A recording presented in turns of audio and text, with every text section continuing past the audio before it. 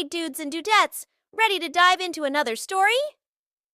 Today, we're ditching the boring school stuff and learning something cool. How your actions rock way harder than your big talk. So grab your pirate hats, because we're setting sail on an adventure that'll show you why talk is cheap, but actions are gold. Buckle up and let's go! In a town saltier than your grandpa's popcorn lived two bros named Finn and Pip. Finn? Dude was all brag and no bag, always blabbing about being the bravest captain ever.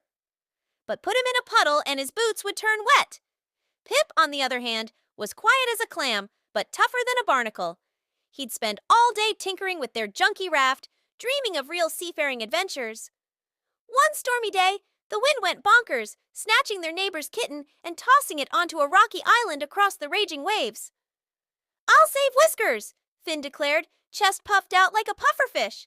But when Pip started beefing up their raft, Finn just scoffed, "No way, Pipsqueak. That storm's meaner than a pirate with a bad hair day." Pip didn't waste words. He just grabbed his hat and set sail, waves pounding his raft like a drum solo. The storm was gnarly, but Pip steered with laser focus, remembering all the knots and sea stuff he'd practiced. Meanwhile, Finn paced the shore, his brag shrinking faster than a sandcastle in a tsunami. Watching Pip's tiny raft battle the waves, guilt hit him like a rogue wave.